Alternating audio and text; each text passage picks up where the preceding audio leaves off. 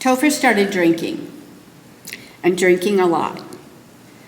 The gene is very strong in his father's family. Grandmother, grandfather, uncle, dad. So Topher and his brother Carl were perfect targets for a drinking problem. Can an event be a precipice? That is unknown. I only knew that my son was in trouble. His first minor imposition, or MIP, came in June of 2006. The call came at 12:30 in the morning on a Sunday. My sister was there and went with me to pick him up. The officers ticketed him, but they didn't arrest him. We were lucky. A lecture, a loss of some privileges, and we moved on.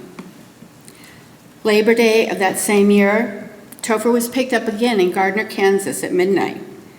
This time, running a red light, carrying an open container, again an MIP, and this time a DUI. He was a senior in high school. Being the good parents that we were, we got him right into a program.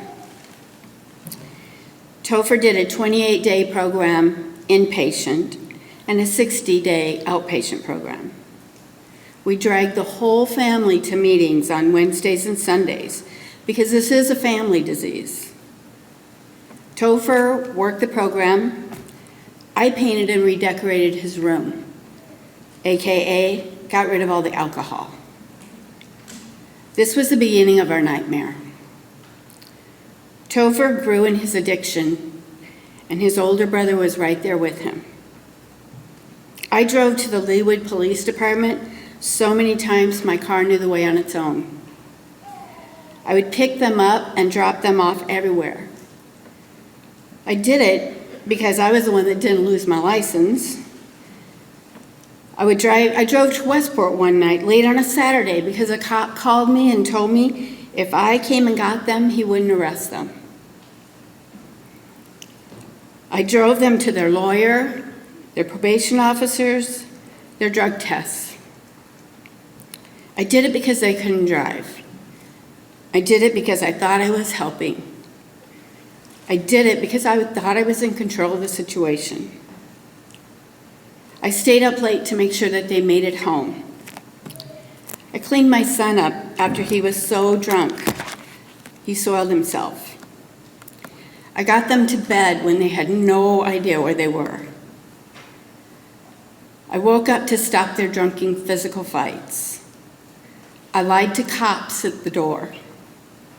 I stood in the rain one morning and watched my son Carl be arrested for a DUI at 10 a.m., still drunk from the night before.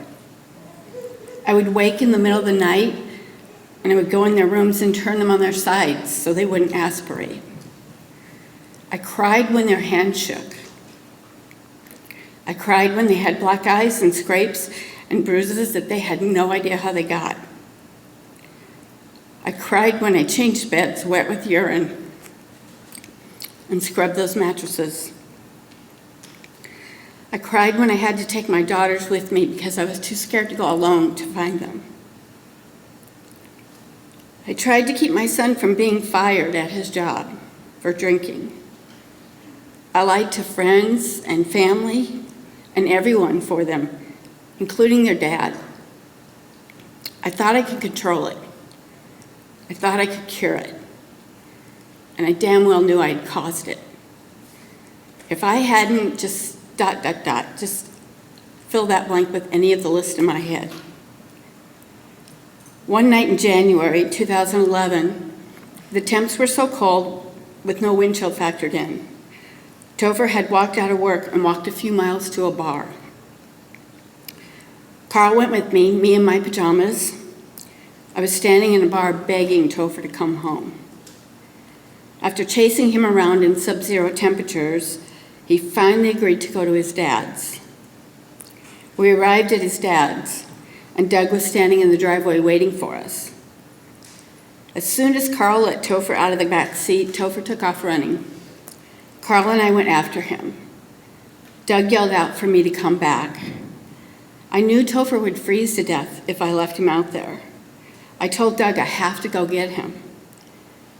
Doug looked at me with such anger and told me to just get out of there. We finally tracked him down after a few hours. We got him in the car, we drove him home, where he passed out. And I put him to bed, and I turned him on his side. That night I cried. I cried because I was alone. I cried because Topher was so sick.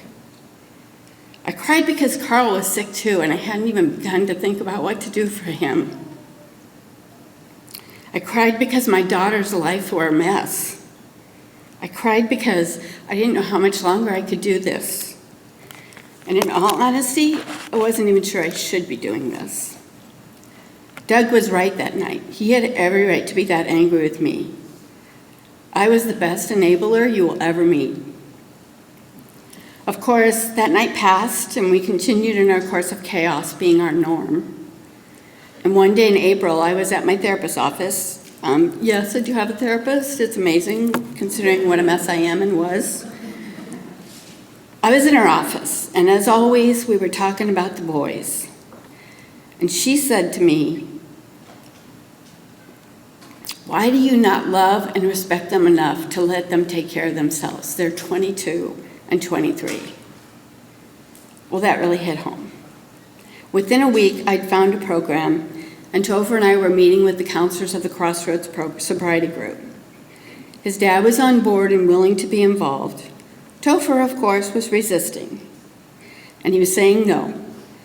He was at the point of absolutely refusing and walking out of the meeting, and I looked at my boy, my beautiful boy, who I love more than life itself, and I said, "I'm sorry.